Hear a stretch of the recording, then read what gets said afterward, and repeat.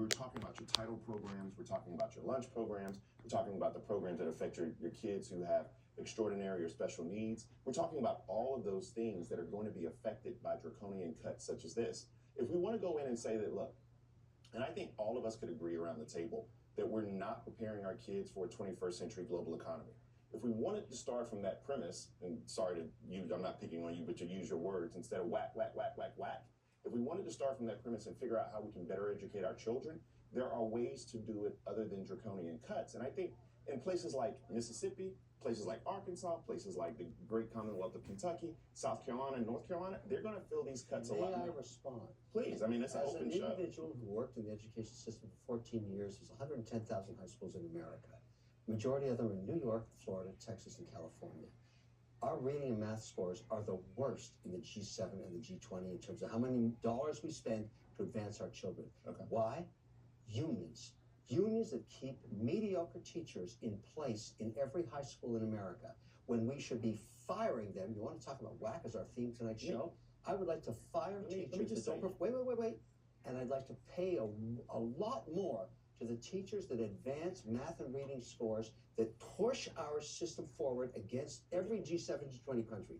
We have broken the system long ago through unions, and this is very unfair. But what are those cuts actually? What it means is the lowest paid person in America that deserves a lot more money is a great teacher. I agree. And we can't, in the system of unions in America, we keep mediocrity festering, destroying the education. Let me just tell you how misguided your statement is. Not at all. But I mean, I'm just going to point out the fact Thank goodness I'm here. But you're wrong, and let me tell you why. I'm 100% right. No, I want to tell you why you're wrong. Because the bottom 10 states that are underperforming, those states that I'm talking about in the South, let's take South Carolina, for example, or Mississippi. You want to tell me one thing they don't have? One thing they don't have: strong teacher unions. So there is no direct correlation. Weak teacher unions? Or barely any at all. Unions. Yeah, but that's not the reason these places are failing. So when was the last time? If you look at 10 teachers, 4 of them are great. I want to double their salaries. That's no question. I agree with you. So why don't you just get rid of unions? Now what happens if you have a quarter of shame where kids go to school and their heating and air don't work, where their infrastructure is falling apart, where they have to drink unclean water, or they come to school hungry? To the states. That's what Trump is doing. How does that fix the problem I just laid out to you? Well, you got to fix the unions first, because we both agree bad teachers destroy advancement of children. I just have a question. Are you saying that the cuts to the Department of Education that happens right now are going to impact the unions? I would rather the dollars that are put into running. I know, but you started talking about something else, but we're talking about the cuts to the Department of Education. I don't think those are directly... No. You're cutting out the federal mandate and giving it to the state. They're cutting the bureaucracy. Yes. I don't think they're cutting the money. They want to send the money directly to the states. That's it. Respectfully, if this bureaucracy that is in place now at the federal and state level, no matter what state you're talking about, we're doing such a bang-up job, we wouldn't have these terrible reading scores. We wouldn't have these terrible math and science scores. Something is broken, and there's one more issue that no one's talking about, and that is the issue of truancy. We've got 30+% truancy rates in some places. Not only can these kids not read, we cannot even find them. I would not disagree. Exactly. I would not disagree with either of you all on the fact that we are not preparing our children well enough. But you want the state but that's not. Absolutely not. And let me tell you why. I want there to be oversight. I don't necessarily want there to be a bloated bureaucracy, but what I do want is every child in this country to have an opportunity to succeed, regardless. And let me just tell you the biggest problem we have in this country, because you said unions. I will push back on you and say that the greatest problem we have is the fact that children are punished in this country because of the zip code that they're born into. And until you can find me some parity... Different issue.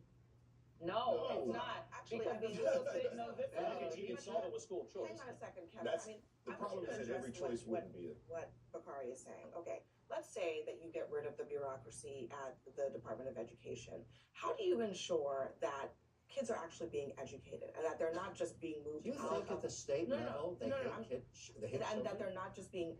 You think at the federal level they hate kids? That they're not just being moved out of the public school system because it's easier to move them out than to educate them. The one thing about education you can't deny is the reading and math scores. Unfortunately, that is the metric by which we test. But do you understand my question? No, I get it. That if you take the lowest performing kids and you just take them out of the system, guess what those reading and math scores are going to do? They're going to go up.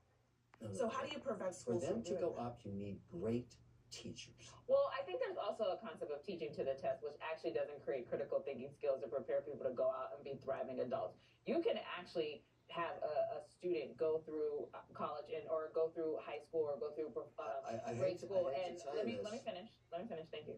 And just be taught to the test. And so you literally, you know why I know? Because I had an experience. You I will were a never teacher, forget. right? I was a teacher. I will never forget. We were going to take our regions, and we were really wanting to make sure our scores. So we were teaching to the test. The same night, I went home and watched the episode on The Wire, and they talked the exact same thing because they were teaching to the test. We were not preparing my What students, and I percentage of your was. colleagues, when you were a teacher, sucked? How many? I think that How is. many? I come from a family of educators. Everybody My was great. grandmother Everybody was was an educator. My aunt was a superintendent. My sister is a teacher. I think teaching is one of the hardest professions. I agree. And I think when you wake up every day and you say, I am going to take care of other people's children and try and advance them. I'm not I answering think that. I don't think every teacher.